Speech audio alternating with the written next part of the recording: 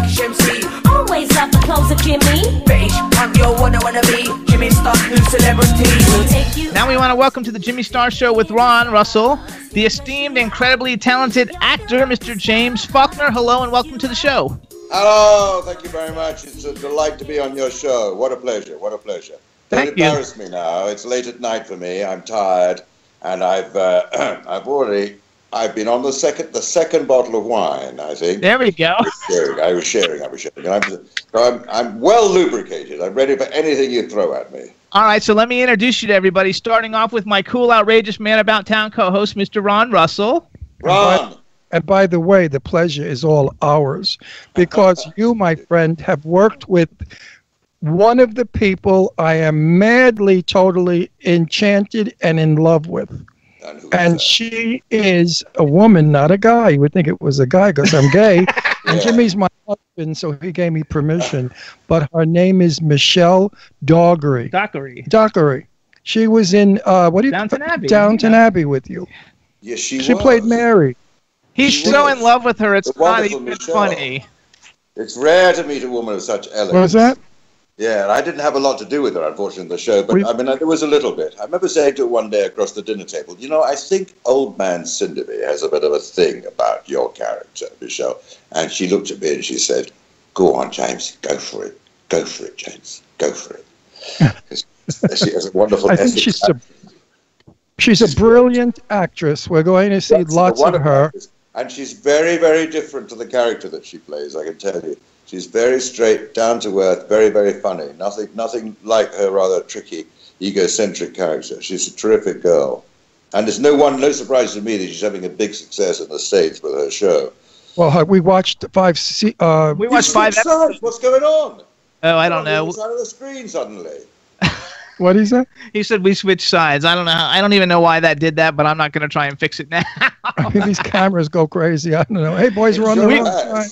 We watched Good Behavior, 5 episodes of it last night though, because he likes her so much. Like literally, he'll watch Downton Abbey like 5 times. He's going to keep watching it over and over so he can see her. Now they should get you to work with her on her new show. I think you and she together will blow the tubes. I would blow love the it. tubes. I think it's very good for me to work with clever young girls. She's brilliant. I say to you, believe it or not. They keep me looking modern and young. I love it. I knew Betty Davis. We were friendly. And I've never compared anyone's work to Betty's because she was brilliant. But Michelle's work is equal to Betty because she can do an American accent. She plays a prostitute, a drug addict, a thief, a murderess. On Abby, she played a snobby, bitchy ladyship. I mean, the girl has no end to her range. Neither do you.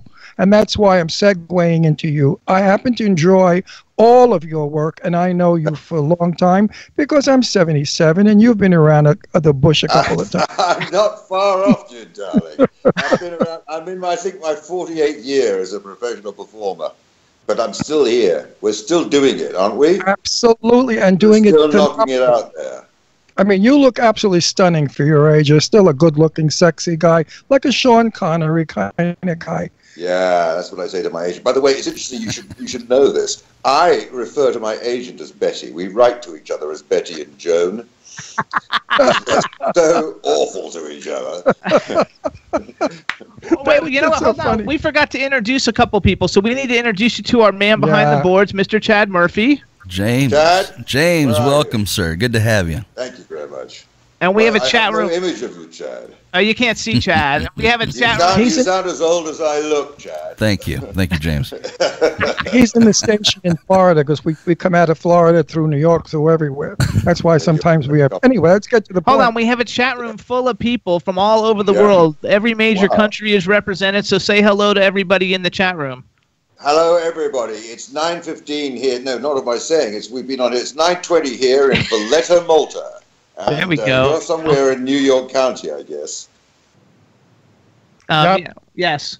Now, you have played some of my friends, my very dear friends you've made movies with. Jimmy read me the list, and I fell backwards. I said, my God, he knows as many celebrities as I do. I do. I'm the missing link. Yeah. Do you realize that? I'm the missing link between the old and the new Hollywood. Now. Right. I work with them all pretty much.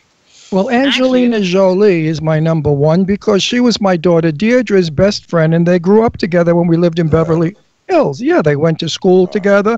Angie played in my house all the time as a young girl, and then as a teenager. John and I were very friendly for a long time, John Voight. And Angie was a very exceptional person, very a wonderful heart, but mixed up. But a mixed-up girl. I've never met her. We don't live that far from each other in the south of France. Right. In Provence. But she has a place in Draguignan, and I have a place between Saint-Maxime and Grimaud, which is not that far away. Well, hence my permatan. Yes. Get to know her. Call her up, invite her for dinner because she's a lovely person, very smart. Well, she makes a very good rosé wine, the estate these days. Oh, really? Chateau Miraval. Yeah. Actually, I did a thing that I like to do when we have guests on who have such incredible careers, and this is something because a lot of times the guests are somewhat humble, even though you play all these far out characters somewhat humble. That are not. Oh, he's not humble. You're not humble in the least. So here we go. But I'm going to do a quick rundown, and this isn't everybody you've worked with. This is just ones that I think that everybody will and I'll raise my hand when I know them or knew them. So you guys, James Faulkner's worked with almost everybody on the planet, including Peter Finch, Michael York, James Mason, Michelle Dockery, Stacy Keach, Christopher Plummer, Suzanne York, Angelina Jolie, Christopher Lee, Sybil Danning. We just interviewed her. Sybil's not too long my dear friend. Yes, I love Sybil. Lovers, Sybil Danning and I. You're lovers with her? Yeah, we played lovers. That's as far as I'm prepared to go. On a picture which we shot in Rhodesia in 1975 during the Civil War, and we'd get to the set some mornings and it would have been mortared. I kid you not. And I was at the 10th Ball of Independence on the next table to Prime Minister Smith, when he made his extraordinary speech, never in 1,000 years will there be black majority rule here in Rhodesia. And I threw a streamer at him and hit him on his tin cheek for daring to say such a disgraceful thing. And he was out of power 18 months later. So there you go. Great moments in history that I have participated in. Well, I love Sybil and Sybil's always good shooting a picture during a civil war. Yes. Yep. Hang on, I'm going to keep it going. We got John. Well, just let me make a plug for Sybil. Sybil's got a comic. Yeah. She's got a comic book out. You got to get her comic book. Sybil Danning as a superhero woman, and the comic book is fabulous, and she's fabulous, and I love her. There we go. Hold on. John Hurt, Patrick Stewart, Robert De Niro, Burt Lancaster. Oh, Burt Lancaster. Bob Hoskins, Rock Hudson, Raymond Burr. Hudson. William Hurt, Ian McKellen, Ava Gardner, Eddie Albert, Anthony Hopkins, Gene Hackman. That's my favorite. Teresa Russell, Mickey Rourke, Joe Pesci, Stephanie Powers. Yes. Richard Chambers. Yes, Richard. Stephanie Powers and I played lovers. There you go. I love Stephanie. She's amazing. If you can get her to stop talking, you're wonderful. Martin Sheen, Jacqueline Bissett, Donald Pleasance, Jeremy Piven, Thomas Ian Nicholas, who's a pretty good friend of mine, actually. Charlize Theron, Virginia Madsen, Patrick Bergen, James McAvoy, Peter Dinklage, Kit Harington, Jeffrey Rush, Kate Beckinsale, Theo James, Jim Broadbent, Renee Zellweger, Matt Damon, Christian Bale, Timothy Oliphant, Ryan Felipe Collins, not including everybody. Most Downton Abbey. Which was cast on the people from Game of Thrones. Interestingly, when I worked with Rock Hudson, the last time I was in Valletta, Malta, was with Rock Hudson 37 years ago on The Martian Chronicles, directed by the great Michael Anderson. Ray Bradbury's The Martian Chronicles. And Rock Hudson was the leader of the mission to Mars. And what did I play? I played the Martian. Dear God. He was a very, very sweet fella. A very dear man. I know that. He'd have me over twice a week for gin and tonics to play bridge. I made up his bridge foursome. He didn't cook you any chicken livers? He was famous for serving chicken livers. Seriously. I don't know. He was pretty. I tell you, he was a pretty mean with an embroidery needle. Yeah, he was a very sensitive. I was down at the Macmillan set when I was on another set at Universal, and I heard Rock say to the script people, "I can't do that line," and they said, "Why?" He said, way too feminine, he said. I don't do the lines like that. I forgot what the line was, but he rewrote it. He hid his homosexuality more than anyone I ever met in Hollywood, and I know all of gay Hollywood, obviously. And Rock was very sensitive about people referring to him as gay. Yet, in private, he was as gay as a lark. I mean, he'd flip around and sing. He was the biggest queen I ever met. And, in real life, he was so butch. I mean, in film, he was so butch. Yeah, God bless him. I'm so sorry that rotten disease He was delightful company. He was an elegant man. And beautiful man. It really didn't matter what his sexuality was. He was not at all. Well, to me, it shouldn't matter anyway. No, it mattered to me because I kept batting my eyelashes and he kept ignoring it. Oh, go on, give me a bat. Yeah, I give him a bat. Go on, do one. Bat your eyelashes. Bat your eyelashes. Oh. So here's the thing. Okay, so in the last 5 years, you're basically have big character roles in the hottest shows on television, which I know, it's amazing, isn't it? I don't know how that's occurred, but I've managed to stay current. Crusty old thing that I am. I keep turning up in all the current big hits. So you got Randall Tarley in Game of Thrones. You got Pope Sixtus IV in DaVinci's Dreams, which by the way, which I have to say I just started watching because I didn't know that much about it. I keep seeing all your tweets saying Popey this and Popey that, and I didn't even get it. Then I watched your reel. You have a reel up there where you're totally naked beating people up as the Pope, which I was oh my God, this is the coolest show ever. So I'm just started watching it, which takes us back to the ageist thing that he was talking about because he plays the Pope.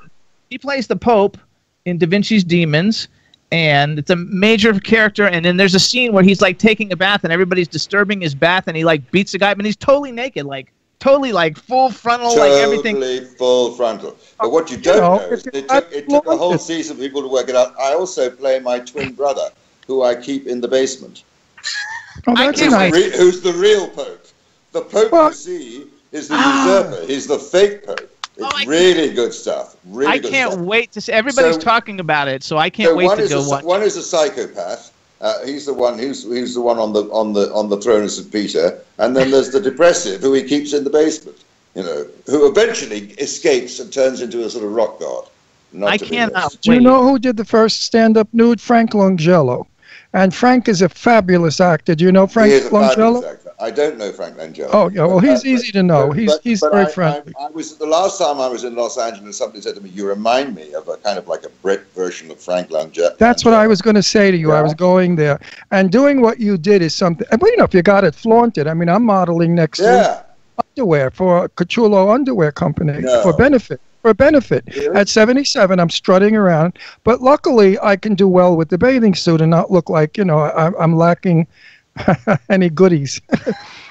So if you got it, flaunt it, baby. Speaking of lacking goodies, I must tell you that when I was asked to do the full frontal nude scene, that David S. Goyer, who was the showrunner and the go-to man for the DC comic strip, rang me up. He said, "James," he said, "do you have any problem with being full frontal?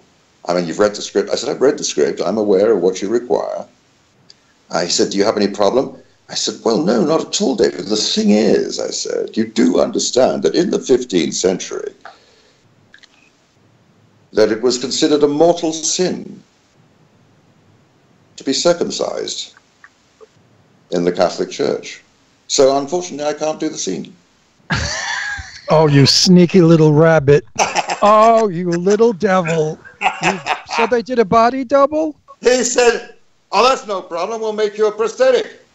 Oh, go away. So you had to sit in the makeup chair while they put a prosthetic on your wang? Yeah, it's worse. I said, "No, I don't want a prosthetic." I said, "Do it CGI. Make it huge. Make it enormous." No, it was a prosthetic. And I said, "Well, I said, it's very delicate, the membrane." I said, "It can only be put on orally. You understand?" No, I didn't get away with it. I didn't win that battle. I can't win a battle. You are hysterical. I love you. Following Monday morning, there's just me and the prosthetics man in the prosthetics trailer. Oh, my God. Did you see the game last night? No, I was watching the football. I was watching the rugby. Another cup of coffee? And we kept that going for 55 minutes, and eventually the bell goes, and okay, so here we go. And you're going to be in the bath all day, and we can't use a water-soluble glue. Ouch! No, what, they're going to use crazy glue? Listen, was it a makeup man, and did he fall in love with you? He did not fall in love with me. Oh, okay. He did not fall in love with me, and I didn't fall in love with him. And it was a makeup man. He's never spoken to me since. But listen to what he could say. He could say, you know, I played with Faulkner's wiener for over an hour. Yeah, he said, yes, I still have the prosthetic.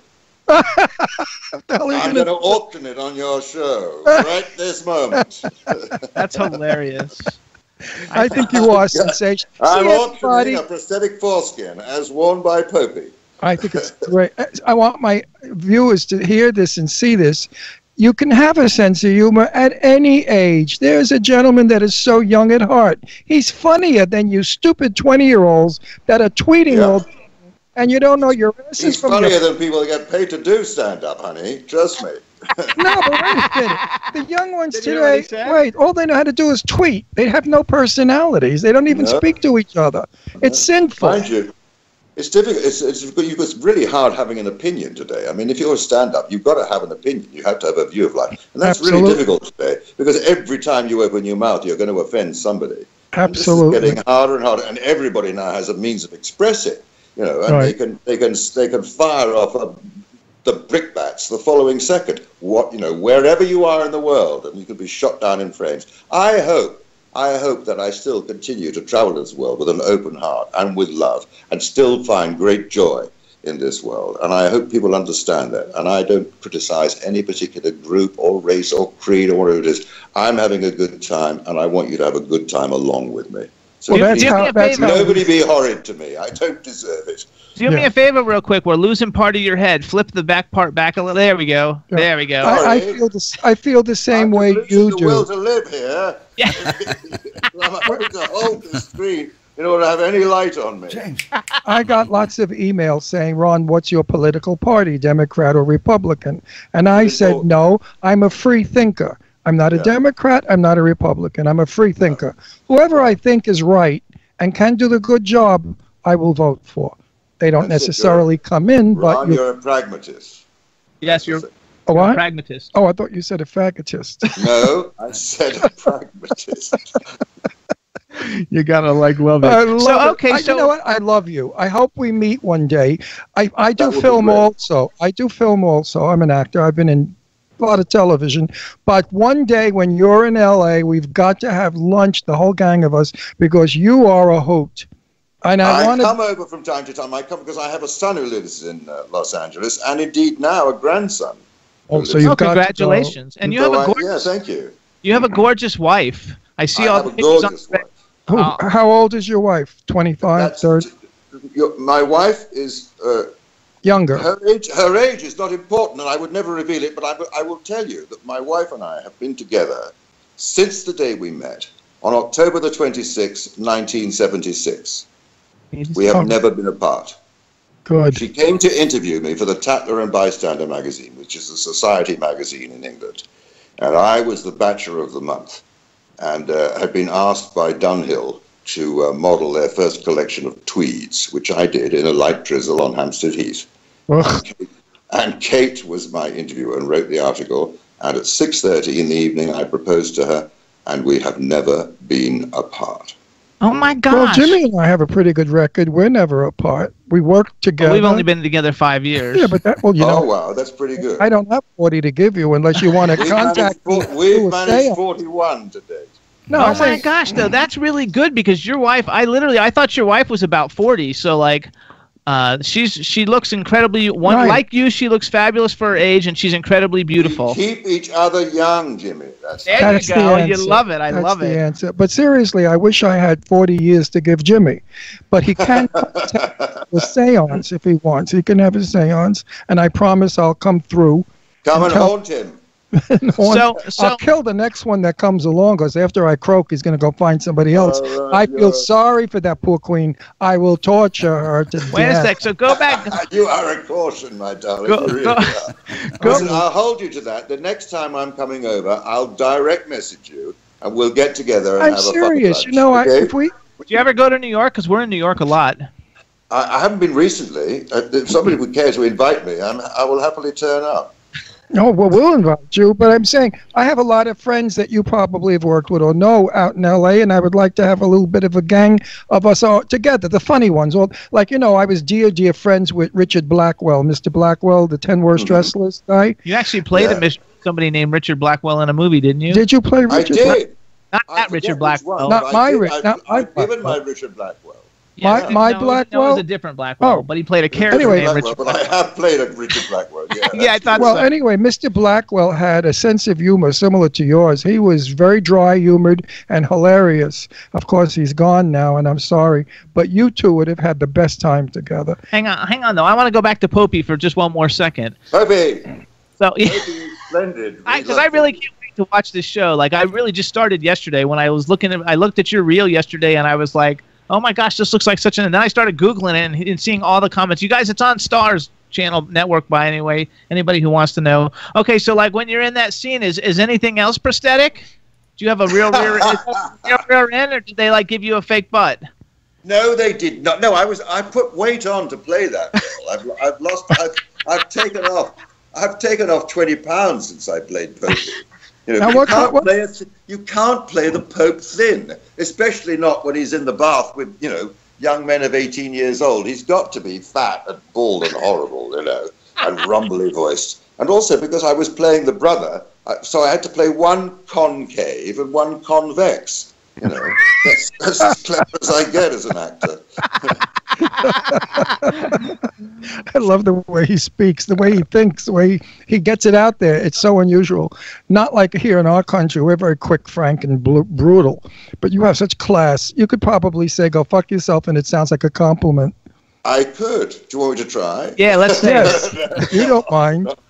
I'm enjoying myself, Ron. It's a pleasure talking to you, both of you. Well, we have a crazy show. We're famous. We're number one. But you're funny. But I didn't realize that. This is all new to me, and I've never done an interview online. This is a whole new world to me. Well, we started it.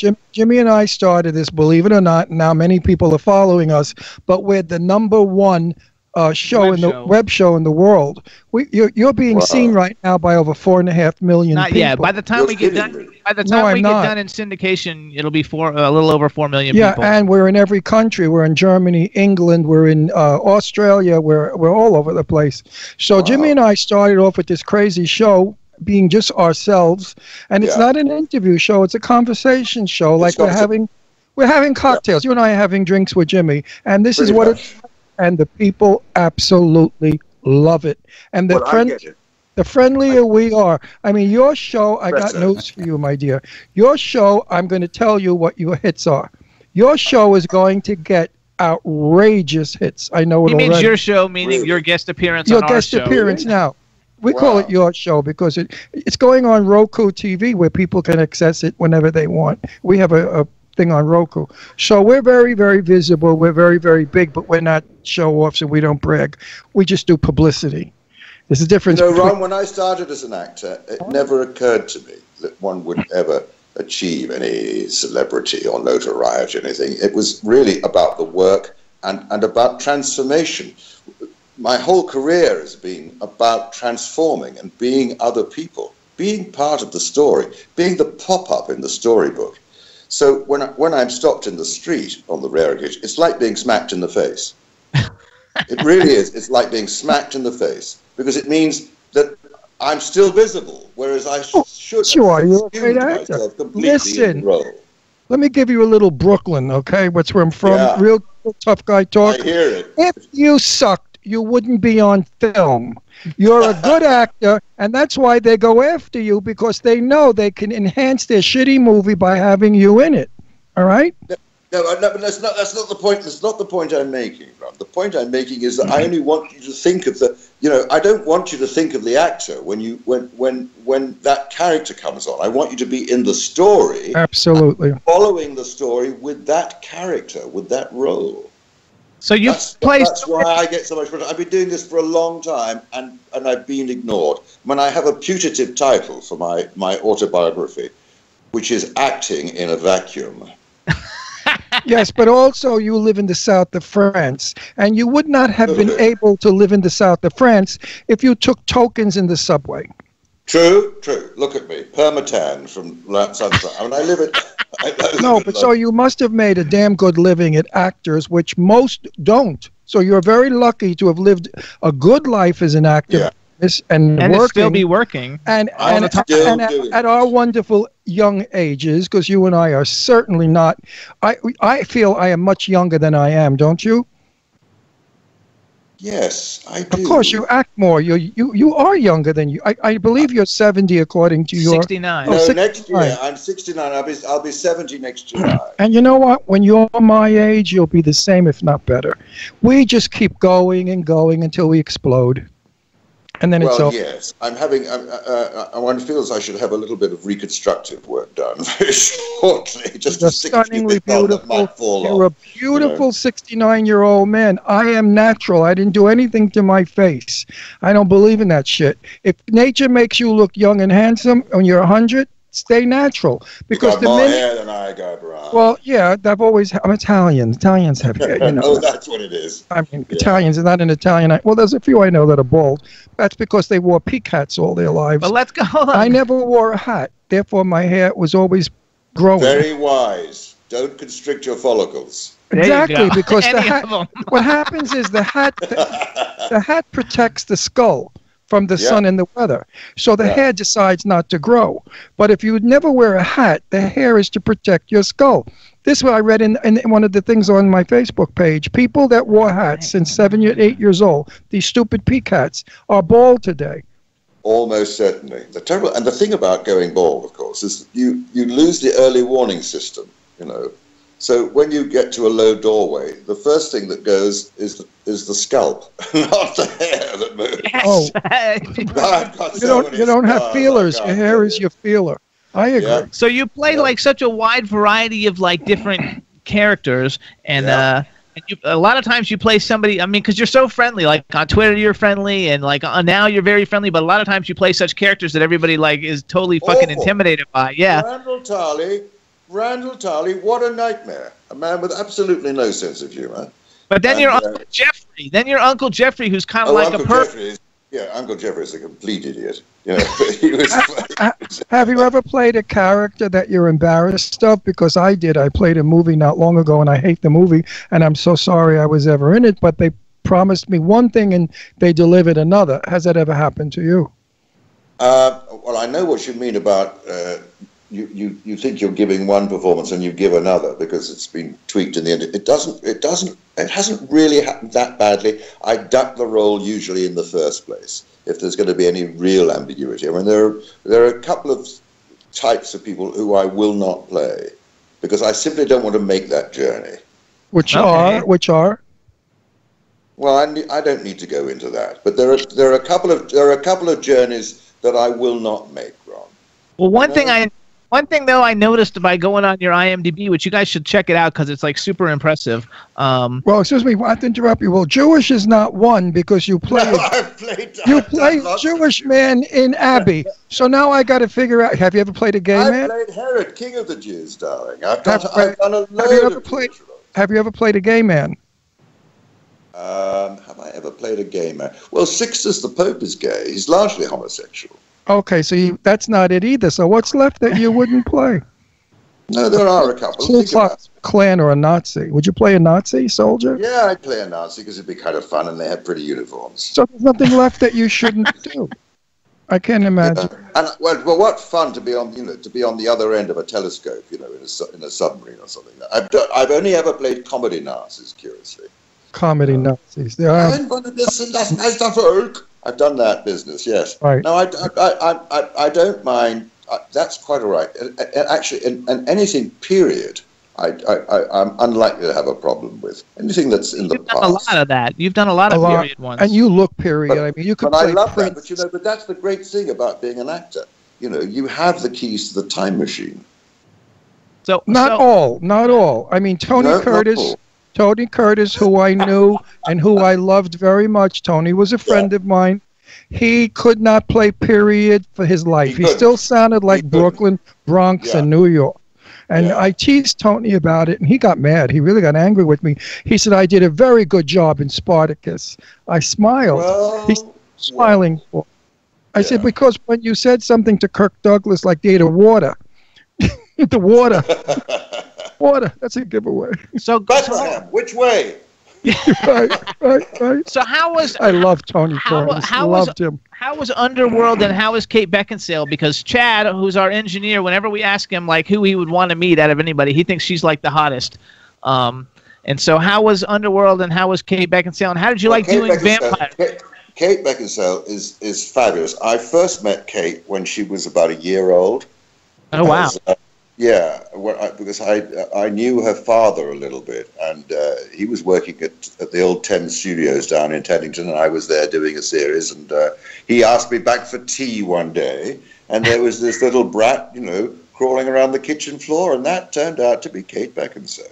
Oh, cool. And then many years later, I did a series called Devices and Desires, and I played the head of a nuclear power station, and Gemma Jones played my wife, and we had to be played as kids, and Kate Beckinsale played Gemma Jones as a kid, and my son Guy played me as a teenager. Okay. So I worked with her when she was 14, met her when she was 1, worked with her when she was 14, so it was only a pleasure to be on the set in the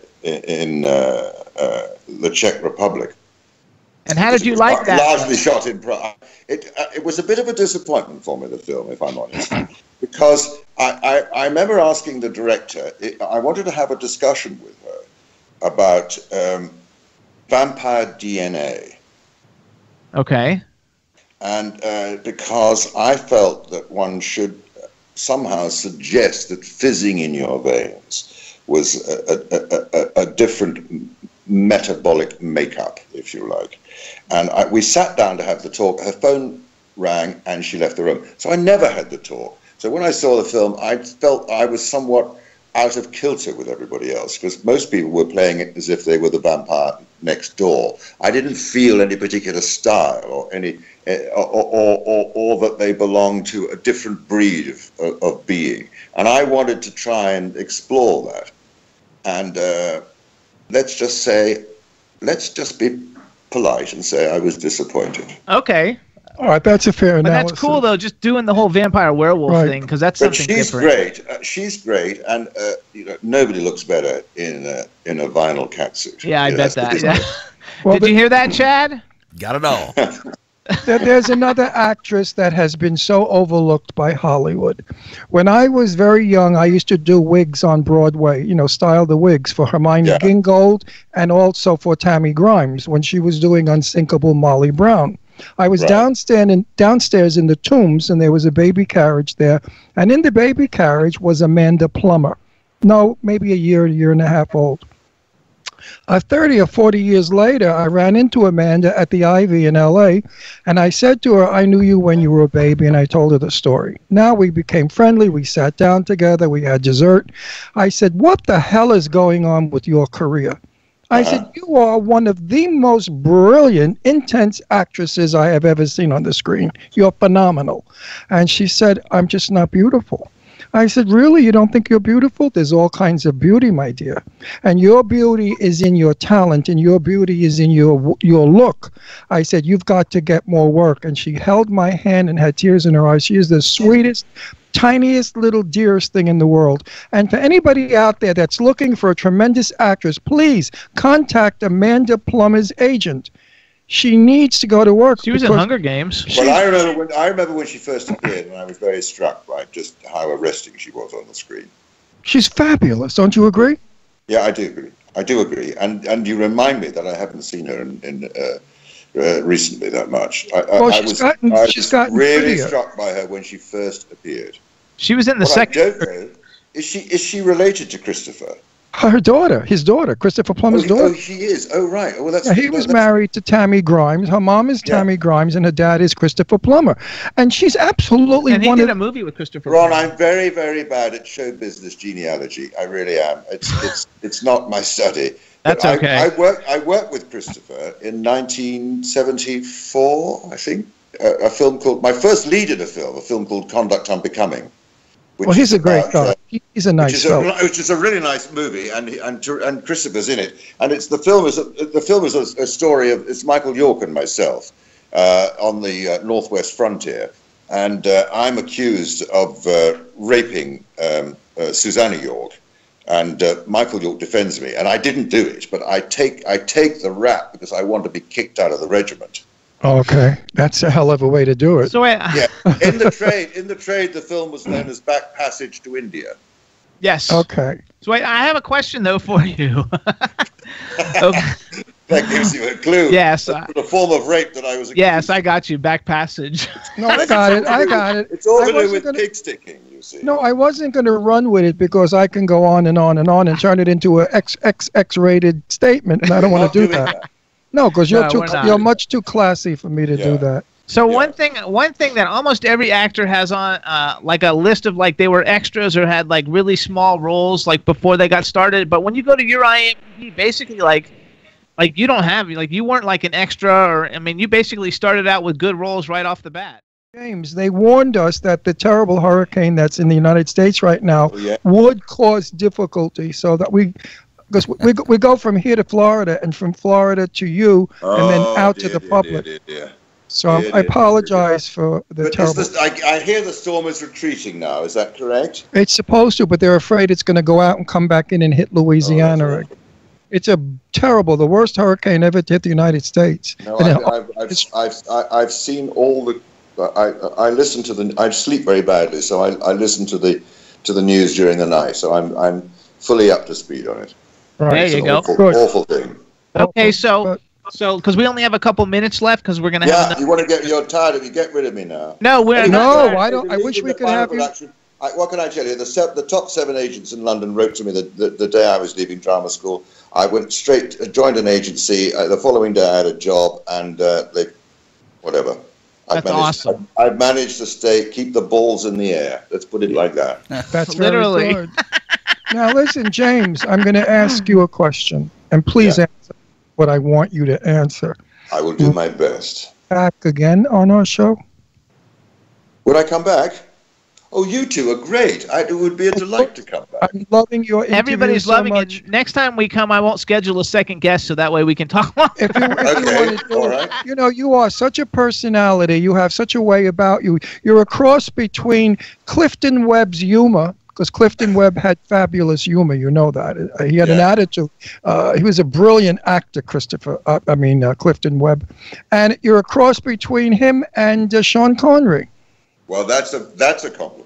Yeah, Clifton Webb too, because Clifton Webb, just don't think of what he looks like. Just think of his sarcastic personality and his sharp wit. And he was brilliant at it and always, of course, filmed it that way. You, my friend, are, and this is no smoke up your butt because I don't do that. I'm from New York. I'm from Brooklyn. I tell it like it is or I keep my mouth shut. You, my friend, are a divine human being, actor, and person, and it is my pleasure to know you. And I've never said that to anybody else except Fran Drescher from The Nanny. I know who Fran Drescher is. I auditioned for that part, and I didn't get it because I was too, unconventional and bald, and they wanted the guy with the hair. Charles, we had them both on. Charles Shaughnessy was on. That's right, their mistake. We've had both of them on the show, though. Charles Shaughnessy was on our show, and Fran Drescher, of course. Yeah. Now, I met them both subsequently, but there you go. Some you can't win everyone, Just no, but you got millions of better things than a crappy TV show about a nanny. I mean, it's a cute show. I love Fran. She's fabulous. I love Fran. I'm full of favors today. Could you, or would you kindly contact Michelle for us and ask her to contact us, because I desperately want her on this show. I have so much to say about her fantastic work that I'm about to burst. Would you do that, or all you do is recommend it, and that way when I contact her, I will. Look, I don't see her socially. I'm not part of her circle. She's in the States now, anyway, as far as I know. I may be able to smuggle a message to her, Ron, and say that would be good. It's great fun. But the person they really want to talk to is you. Okay? No, not so. True. That's him, not me. No, I love Michelle. I have to see. Listen. If I could push somebody's career, I am so for it. I don't even have to push because you're already a superstar. But if you weren't, I'd push your career too. More than the push, darling. If you could see my back now, you'd see that key slowing down. It's time I had another wind. There you go. Well, I'll help wind it. First of all, everybody, because you notice that I tweeted for people to follow you, and you got like 2,000 people followed you or something. Or 1,000 people followed you. 2,000 people because of you. And yes, and I will continue. What a tragedy that this man has so few followers. Was always one that came in out of that. That's okay. I'll get you some more cool ones. They'll all like you. You made a huge difference. I was getting on the plane. I was at Nice Airport, and I had a pathetic number of things. You contacted me. By the time I got off the plane at Heathrow, I'd added 2,000 people in 2 hours. That's because I was so excited. I got very excited you were coming on the show because. Well, Jimmy, tell him how many tweeters you got. He knows. He follows me. I have 1.2 million. 1.2 million. I mean, he could be generous and give you 200,000. I could handle 100,000. You wouldn't miss them. That's right. That's right. Absolutely. So everybody, if you want to follow James on Twitter, he's at James S. Faulkner, JamesSFaulkner. Anytime you have anything you want to promote, please send me a DM. We'd love to have you on. Yes, that's it. Wake up. Wake up. I'm funnier than Jimmy. There you go. And for all of you out there that heard this show, contact whoever it is that you know in Hollywood and tell them to get James in another movie because we need to see his work. Quick, before it keels over. Stop with that. That's ageist. James, that's ageist. James, that's ageist. That's never going to happen anyway. You're not going to keel over. Me. It's only been a pleasure. I hope you have no more problems with your communications. And I hope very much that the good people of Houston have had enough of their bad weather. I know what it's going to be like. We get it from time to time in France and flooding and people being swept off bridges and stuff like that. It's terrible. It's awful. Terrible. So thank you so much, and best to you and your wife and your career, and we'll stay in touch, and thank you so much for coming on the show. Yes. And we're having lunch one day in Los Angeles. We are. And good health, long life, and Godspeed. Do everything wonderful. We love you. I really mean that, and I don't say that to anybody. Thank you. Bye. Take care, James. We'll take you out.